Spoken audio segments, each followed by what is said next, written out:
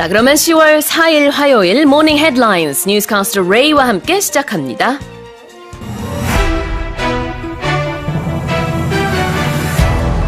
Wholesale prices of Korea's staple ingredient, napa cabbage, are projected to be 1.5 times more expensive this month compared to the same period last year due to supply shortages, according to the Korea Rural Economic Institute.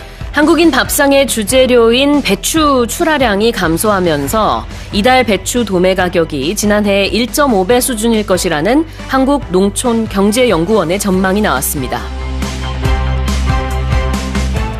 Brazil is going into the second round of an acrimonious presidential race after former President Luiz Inácio Lula da Silva failed to secure an overall majority needed to avoid a runoff with the far-right incumbent Jair Bolsonaro.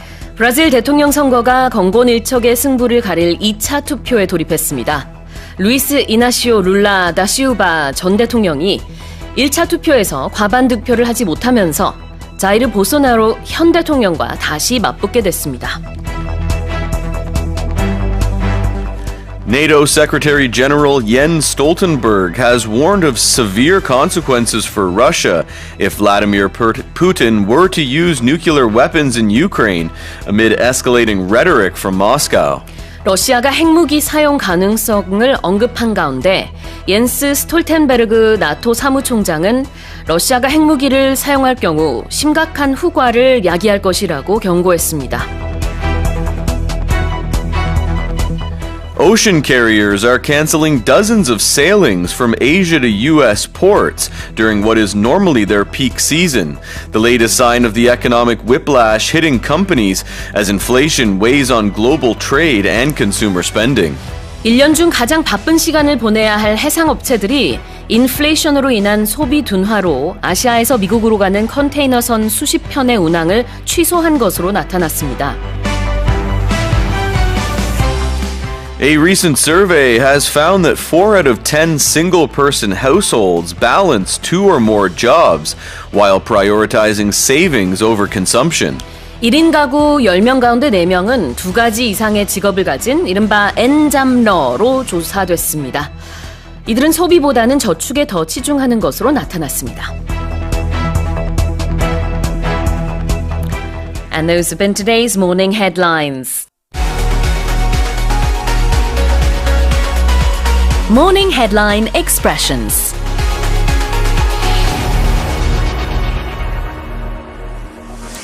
자, 오늘의 헤드라인에서 살펴본 주요 단어, 표현들 다시 복습해 보겠습니다. 자, 첫 번째 헤드라인에서는요.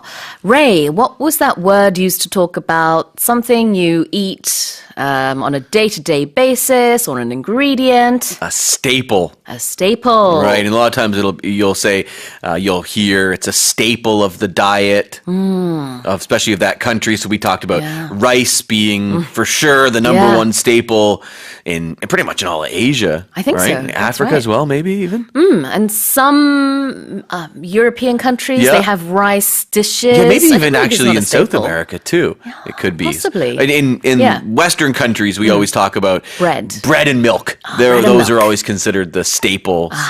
In Korea, rice. Yeah. And maybe cabbage. Kimchi. Yeah. And cabbage. Yeah, kimchi too. Well, cabbage is a staple ingredient because I think we don't have cabbage on its own. Well, you could, but it's more often. Maybe have sam. Yeah. But then you're still not by itself. Exactly. No one eats a bowl of cabbage. But it's often used to make kimchi. So it's a staple ingredient for another staple. Yeah, meaning it's very important for Korean cuisine. 네, 주재료라는 뜻으로 staple ingredient라는 표현이 나왔고요. 그냥 주식이라는 뜻으로 staple이라고도 합니다. 자, 두 번째 헤드라인에서는 바로 a presidential election is underway in Brazil and the relationship between the two rivals is not good. No, it's been described as acrimonious. Acrimonious. That means very bad? Yeah, it means it involves a lot of bitterness and anger, disrespect even, maybe, a lot of arguing. And as we talked about, these two, Bolsonaro and Lula, they've been trading insults at one another. Yeah. Their supporters have even been trading insults at each other. So you can see that this situation is causing a lot of anger. Exactly. I mean, it's common to have rivals say a couple of things that are negative about the other camp. Right. But in this case, it's way more than that. Yeah, it's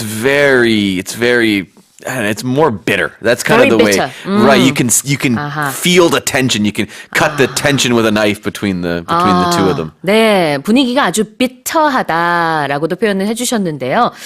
상당히 좋지 않은 그런 사이라는 것을 알 수 있고, acrimonious라는 것 자체는 이제 험악하다의 의미가 있을 수 있고, 굉장히 어렵다, 사이가 안 좋다라는 의미로 보실 수 있어요.